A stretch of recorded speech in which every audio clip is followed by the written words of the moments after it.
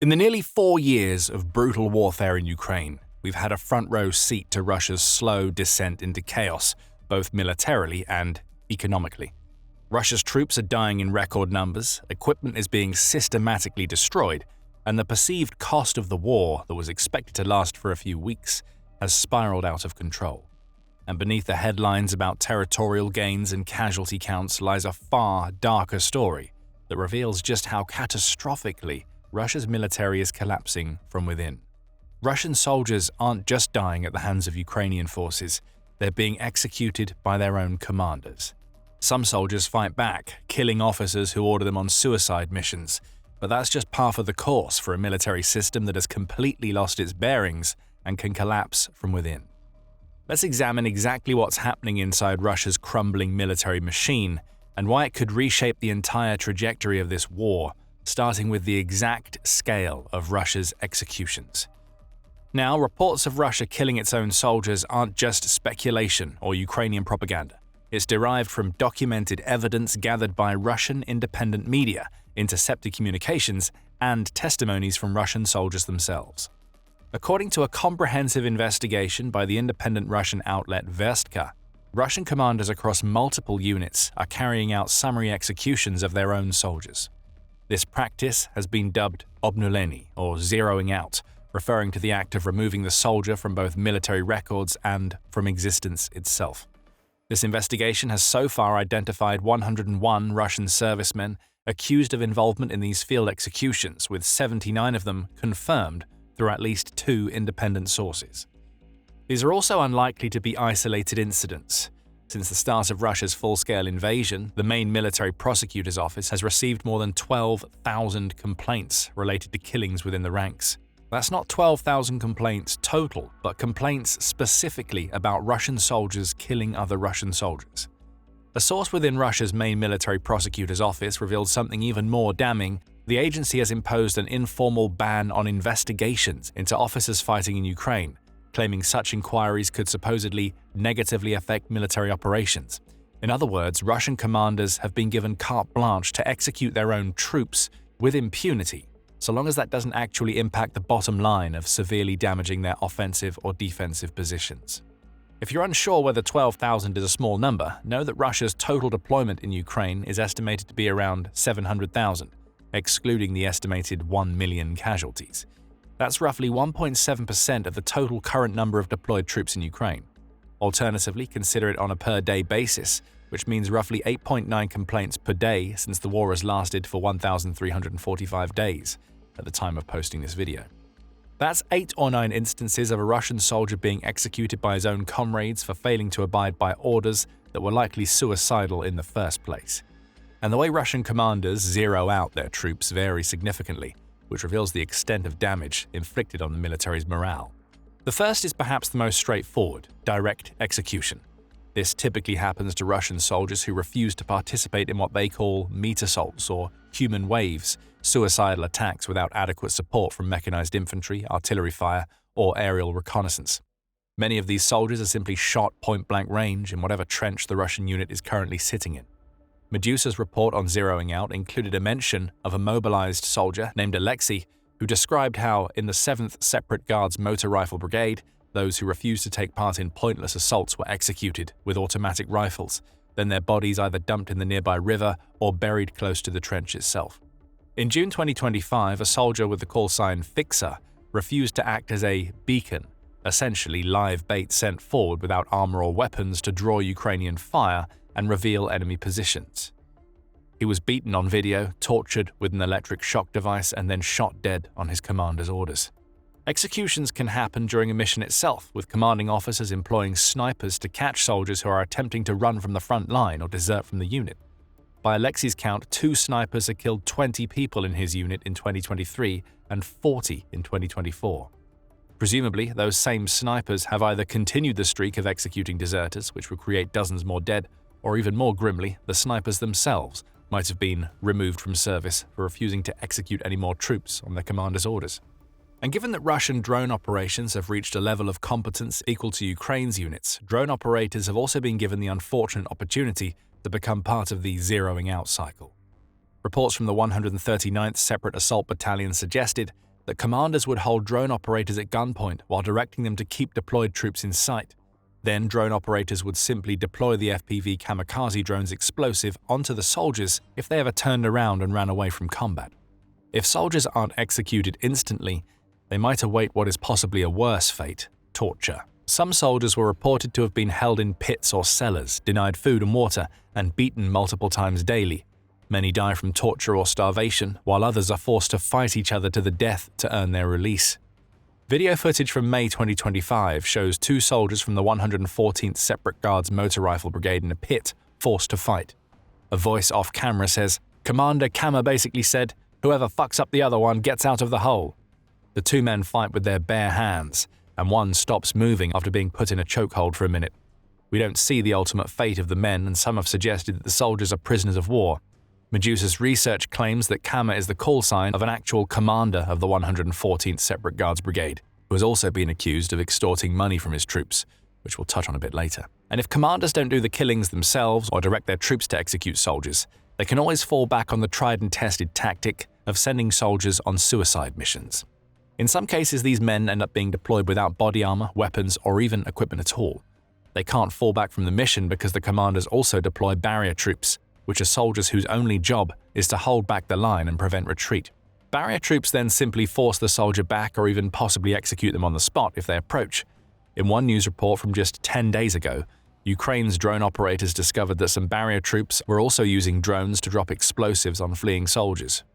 Using barrier troops in this way could be considered illegal under humanitarian law and could constitute a war crime. These new barrier troops are a perversion of the original system instituted by Stalin, where the barrier troops would be used to round up surviving troops in penal battalions, who were then routinely deployed to the most dangerous or hopeless offensive missions with minimal chances for survival. Even then, the threat of execution was considered a last resort, as the Red Army considered executing a soldier in cold blood a waste.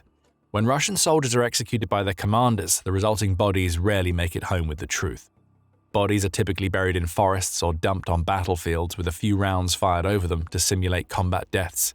Officially, these soldiers are listed as missing in action or as deserters, classifications that also deny their families any compensation. Vladislav Bolyakov from the 6th Separate Guards Motor Rifle Brigade described watching his comrade with the callsign Odessa being beaten to death by commanders. According to him, they dressed the body in an old bulletproof vest and helmet, then placed 2 grenades under him and detonated them. To hide the signs of beating that could be detected in a medical examination, the body was left to fester in the heat for several days until it started decomposing. Then they sent it back home labeled "killed in action." When families do manage to file complaints, they face a system designed to protect perpetrators. The same source in the military prosecutor's office who provided Vertska with the complaint data explained that there's currently an informal ban instituted by the main military prosecutor's office on investigating cases involving officers serving in combat brigades in the Special Military Operations Zone. Officers would essentially get immunity from being persecuted until the war ended, in one way or another. Even when investigators from Russia's Federal Security Service, or FSB, attempted to investigate the crimes, they were consistently blocked by the military and administration. According to one FSB investigator, witnesses would routinely end up dead, often by injuries such as evisceration or sliced throats, deaths which, while labeled suicides, often appeared more homicidal in nature. Meanwhile, Russian state media continues broadcasting carefully choreographed footage of triumphant soldiers returning home to grateful families, presenting a narrative of heroism that couldn't be further from the truth. But behind the methods of how is an even grimmer discussion of why these commanders stooped to executing their own soldiers. Vertska's investigation and soldier testimonies reveal a toxic combination of desperation, sadism, and overwhelming greed. Some commanders resort to executions because they see no other way to control troops who know they're being sent to die. In a military system built on rigid obedience rather than professional competence, terror is a relatively straightforward, cheap, and practical management tool. However, the most common motive seems to be simply money. Russian soldiers receive substantial compensation for combat injuries, up to 3 million rubles, roughly $35,000. Commanders have turned this into an extortion racket.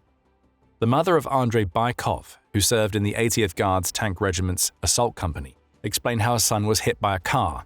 After receiving compensation for a combat injury, commanders Dutka and Kema demanded half the payout. Baikov refused and bought a Toyota Camry instead. The commanders then ordered him to hand over the car. When he refused again, they had him beaten to death. According to soldiers in the same unit, commanders demand money from soldiers to receive gear to avoid an assault mission or even to stay out of the previously mentioned death pit. One source claimed a military police officer connected to the unit's command had 53 million rubles on his bank card, which was over $600,000. Some commanders also allegedly forced soldiers to hand over their bank cards and PIN codes before assaults, supposedly to pass them to relatives if something happens, but the money obviously never reaches families, instead being siphoned to the commander's account. But many Russian commanders are themselves suffering from PTSD, substance abuse, and psychological breakdown. Russia's defense ministry estimates 20% of war veterans suffer from PTSD, yet the country has fewer than one therapist for every 7,000 adults, with even fewer experienced in treating combat trauma. And commanders who do end up returning for multiple deployments witness constant death and operate in an environment of total impunity, become increasingly brutal. In some perverse states of mind, they think that executing a soldier could actually help the rest of the unit stay in line.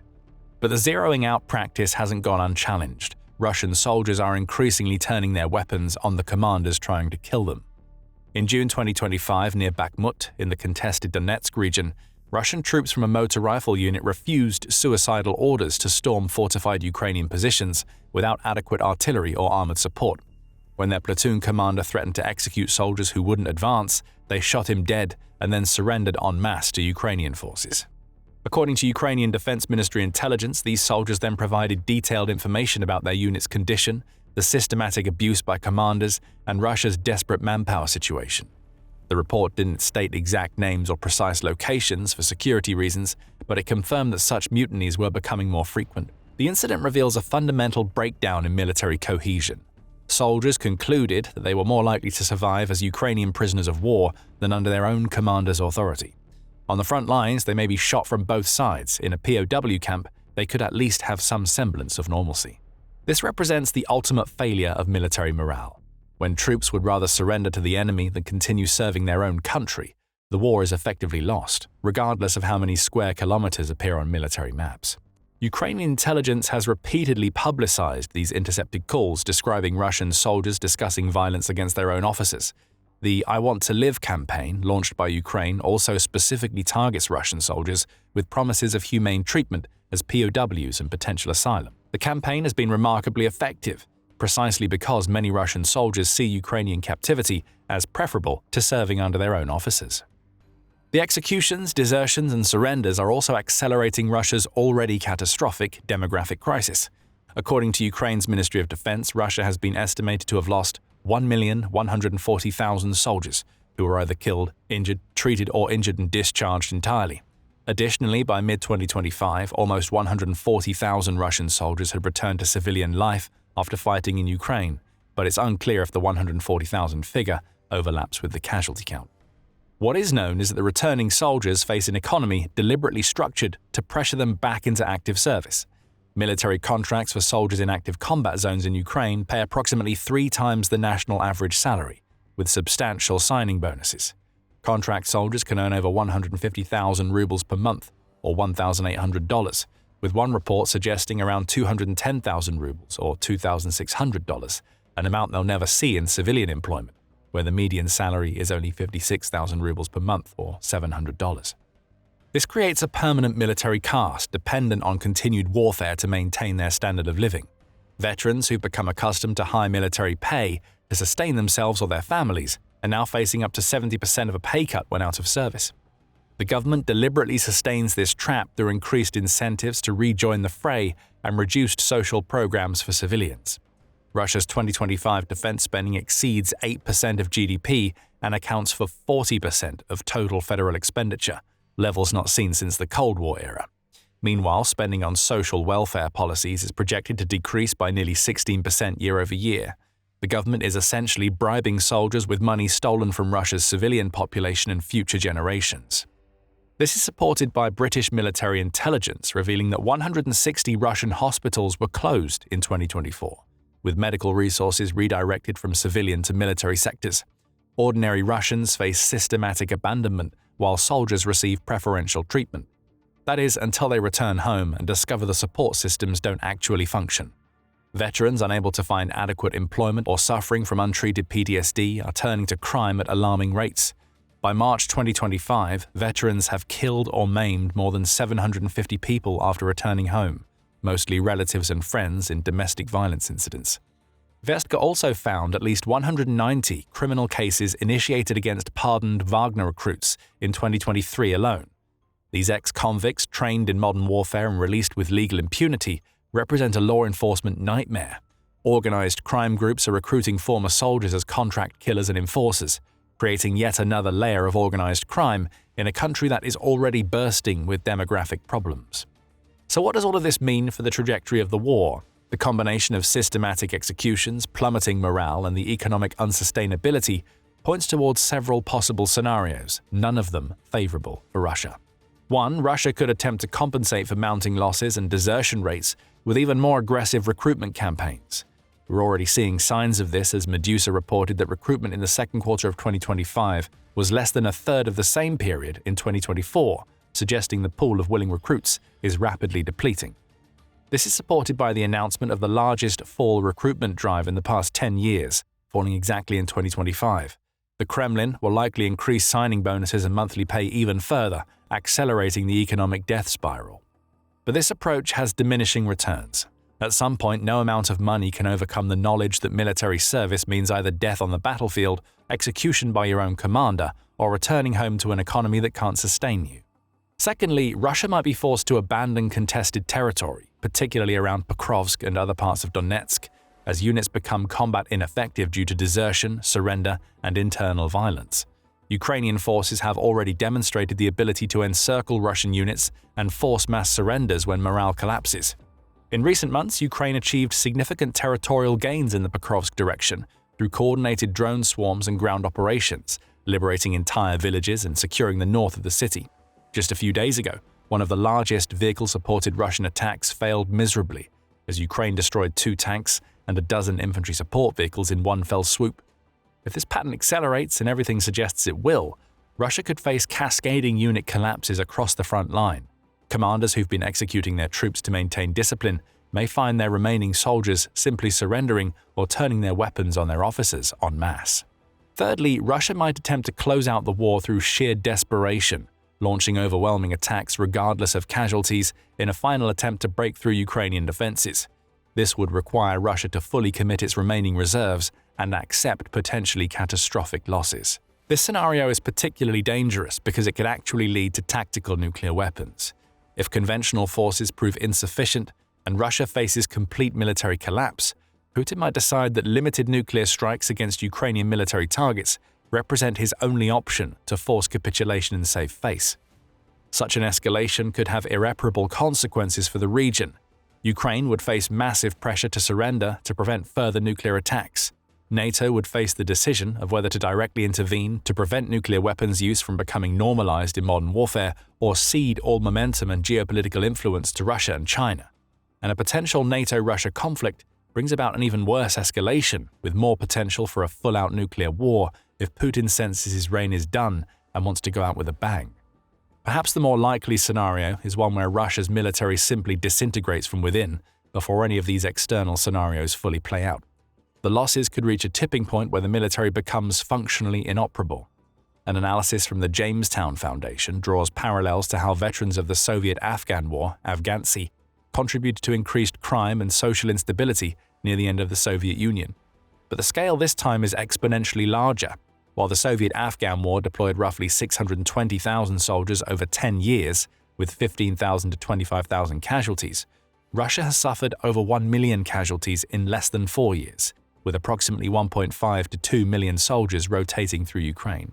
These returning veterans and active soldiers could have a significant impact on both local security and federal politics. Alternatively, they could become a revolutionary force, demanding accountability for the commanders who sent them to die or executed their closest friends or comrades in arms, and the government that abandoned them upon return. Thanks for watching. To understand more about Russia's demographic crisis and economic unsustainability, check out our analysis of Russia's war economy.